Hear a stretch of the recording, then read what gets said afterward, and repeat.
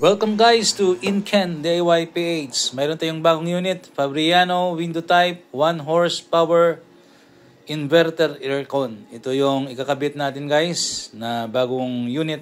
Ipapalit natin sa maliit na aircon. Para mayroon kayong idea guys, since this is 1 horsepower aircon, window type at saka inverter, nakuha natin ang price ng Fabriano inverter 1 horsepower sa halagang 17,000. So tingnan natin guys sa ating review, nakita natin at na review natin na ang kanyang review ay maganda rin. So ito yung kinuha natin na unit. Tapos ito yung kasama na guys, may mga foam siya. Ito sa gilid, dito na lang natin ilagay yan. So kasama sa unit ito, kanyang manual, yan. Remote ito guys, remote yan, basahan ano. Okay guys, yung Fabriano i-install natin ito guys. So ito guys yung maliit kasi 0.5 lang to. Papalitan natin ang 1 horsepower na period to palitan natin ang Fabriano. So tanggalin natin to para makabit natin yung bagong aircon natin. Previously guys, itong maliit na aircon ako rin ang kumabit dito. Kaya medyo madali lang sa atin kung paano tanggalin ito. Hindi ito kasya sa kanyang butas. Kasi yung kasya dito is yung size ng 1 horsepower. Kaya lang pinalitan natin dahil hindi niya masyadong mapalamig ang kwarto. Medyo maliit kasi yung aircon natin. At medyo may kalakihan yung unit natin dito. Kaya papalitan natin guys para mapalamig no, ang ating buong kwarto. Okay, guys. Tanggalin natin ito guys. Ito pa. Ayan. Nakadikit siya. Ayan. So, tingnan natin yan. Ayan.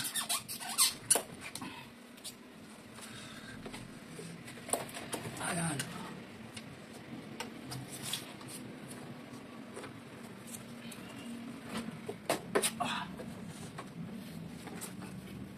Okay. Ay, okay siya. Map lang. Yan guys, natanggal natin pero meron siyang tubig. Map lang natin. Yan. Okay, ito na yung gabi yung pag-install natin guys. Sige, linisin muna natin guys bago natin ikabit yung bago. Okay, so galing natin ito. Protection. So guys, bago natin ikabit, tanggalin natin ito. Yan. Alright. Load natin sa kanyang. Okay, may helper tayo guys. Yan.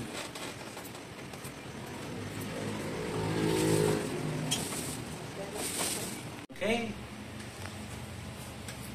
Gaan ito eh. Oh my gosh. Okay. Asis, sa punta naman. Nanda ka. Push ito doon sa push mo.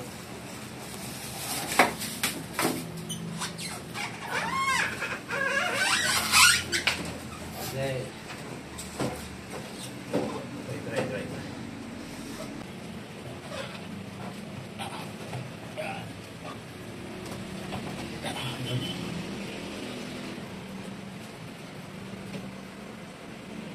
Right. Okay na yan. Tapos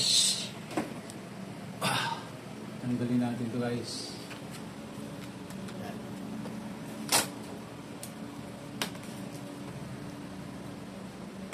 Okay, pwede yan, pwede ito sa ilalim. So ito na yung pinaka adjustment. Pero pwede mo siyang itaas. Yan. Okay. Or yan. Ito na yung pinaka-adjustment niya. Okay. Ito guys, ilagay natin yung foam. Yan. So, kita mo? Yes. Yan. Putasyahin natin.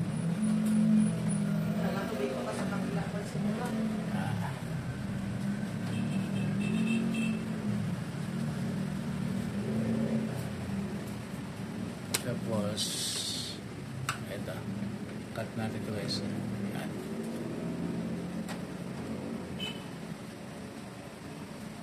Go. Ito guys, dito naman tayo sa gilid. Yan. Hanggang cut muna natin dito. Yan.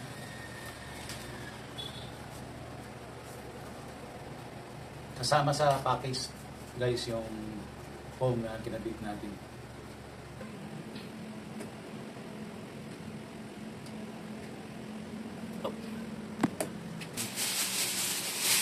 Plastic cover para mag-test natin guys. So guys, yung control. So test natin yung ating inverter Fabriano. Test natin ito.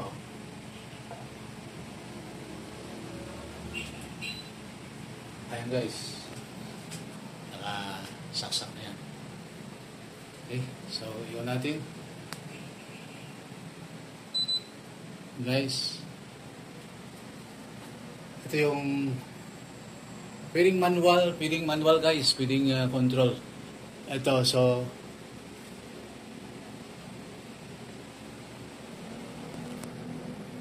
dito tayo sa eco yan eco yan guys, nakagana na yan para ano natin, dito tayo sa mode. Ito guys, yung mode nya, ito yung mode nya. So set lang natin yung mode para malipat natin doon guys yung yung kasi naka-echo siya. Sige, mode A ito. Press natin yung mode. Yan guys. Dry. Fan. Echo. Yan. Naka-cool na tayo guys. So, yung fan guys, pwedeng low, medium, saka high. So, pwedeng manual to. Pwedeng tap dito lang. Pag wala kang control, pwede din dito. Ayan. So, naka-high na yan. Tapos, pwede mo siyang ilagay sa medium, low. Ilagay natin guys sa high para ma-testing natin yung lamig dito. Ayan. So, naka-high. Tapos, ito guys, yung kanyang control sa temperature. Okay, ang temperature guys, dito sa ating control. Ayan. No, ito yung temperature natin, up, down. So, pag down natin yung pinaka-lowest temperature natin is 16. So, yun na yan guys. Para maano natin yung lamig.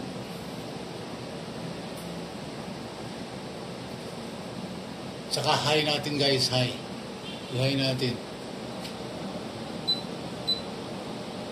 Yan. So, pakiramdaman natin guys yung lamig.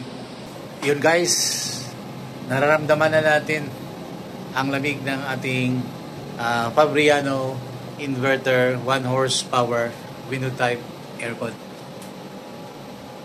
So, ganoon lang kasimple ang pag-install natin ng window type aircon Fabriano inverter 1 horsepower. Yan. So malamig na siya guys. Ayun.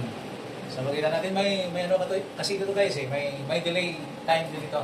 Pag in-off natin, hindi siya agad namamatay. So several seconds pa, at least mga 3 or 4 seconds at namamatay siya. So yun yung ano niya, kagandaan dito sa ating window type Fabriano inverter. So okay, sana itong simple installation natin ay makakatulong sa inyo bilang guide sa pag-install ng inyong window type aircon. So thank you for watching. Yan Ken DIY PH. Don't forget to like and subscribe.